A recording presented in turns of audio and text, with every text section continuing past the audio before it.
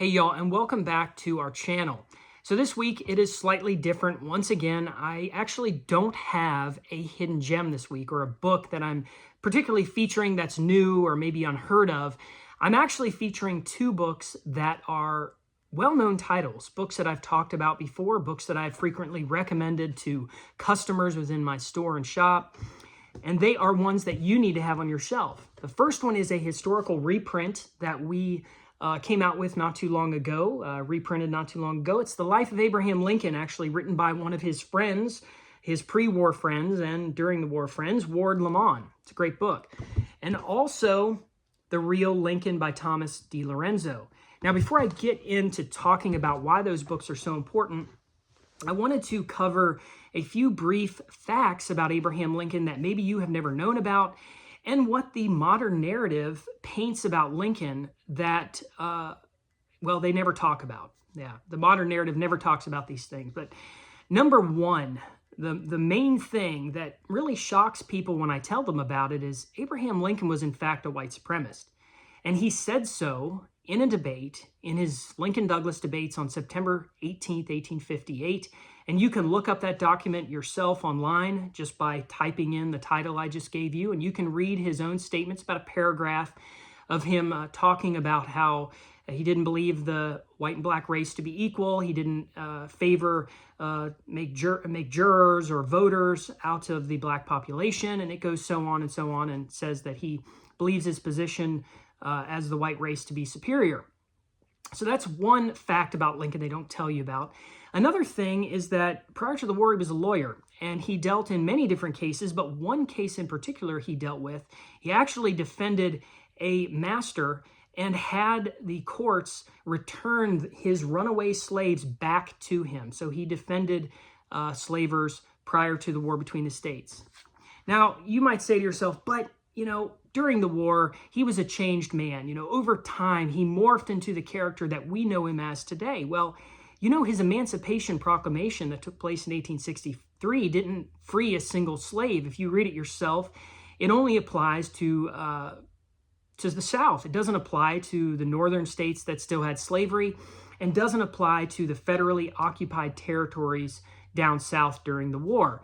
And we also know that up until his death, very, very close up until his death in 1865, he still supported recolonizing the blacks back to Africa. That's right. He didn't want them settling up north in the white areas up north, particularly. All of these things are documented. All of these things are historical facts. And I'm going to present the sources down below in the description box. But why am I talking about all this? Well, I've been studying Abraham Lincoln over these past 2 weeks. I've been reading a lot of different things, and there's a new piece of evidence that has surfaced here recently.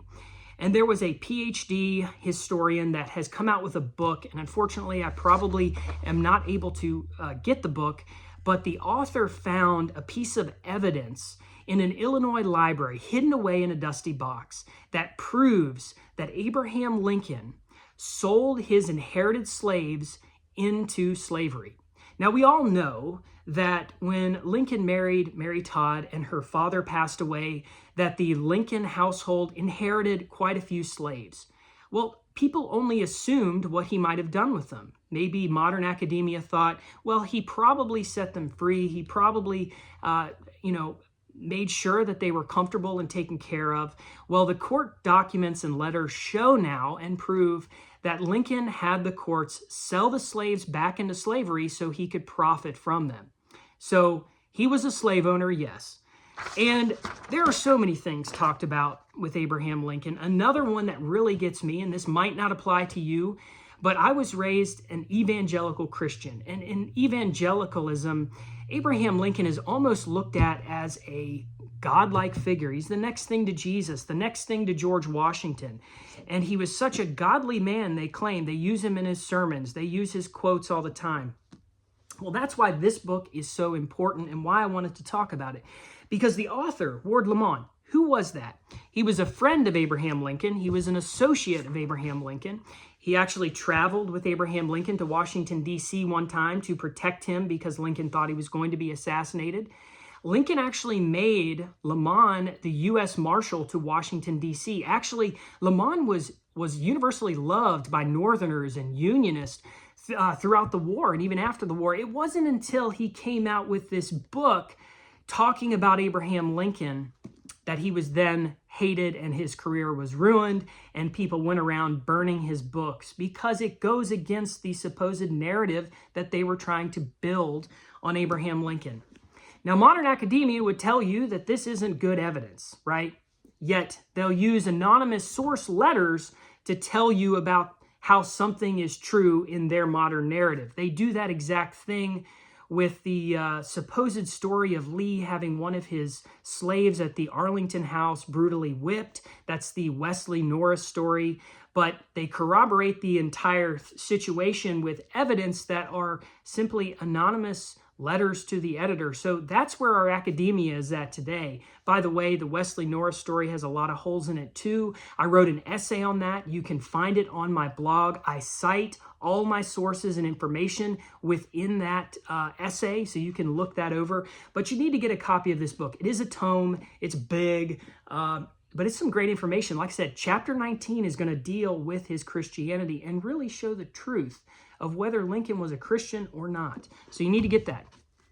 So the second book is one that you have probably heard about. I mean, if you love Civil War history and you are any somewhat sympathetic to the South, you probably have picked up this book before. But why is this so important?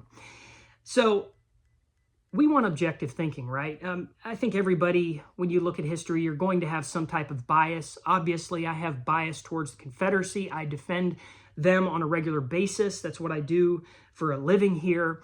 But Thomas DiLorenzo is a great objective source to be judging Abraham Lincoln. And why do I say that? DiLorenzo was and is currently an academic. He's a Northerner, and as far as I know, he does not have any Confederate ancestry. He is an economics professor, I believe in Minnesota. I could be wrong about that, but it's one of those northern states. And he wrote a book on Abraham Lincoln exposing many of the lies and exposing his real agenda for the war. What was his real agenda for the war? Find out in this book. It's a great read. It's an easy read. And our foes always want us to cite our materials. I'm going to be citing all of my materials from now on in every essay that I come out with. I just wrote a piece on the Wesley Norris story. I wrote a piece here that's coming out this week in our newsletter on Abraham Lincoln and this new piece of evidence that was just uncovered in an Illinois library. So I am going to cite all my sources. So does DiLorenzo. He cites all his sources. He's an academic. So you can get both of these books this week at a great price, and you can support my work here on ConfederateShop.com. And with talking about support, if you're not signed up for my weekly newsletter, please do so. It helps us out, and you'll hear from me once a week. You'll get great tidbits of historical information. I also have an array of different writers. Some are academic professors themselves. Others are just passionate people who just are great writers. So it's a building project that I'm working on with this newsletter, and it's really morphed over time, and I'm very, very pleased with how it's turned out. We also frequently have sales. So, if you love history, if you want a different point of view about Civil War history, please sign up for that on ConfederateShop.com. And as always, thank you so much for supporting my work here. You all have a wonderful day.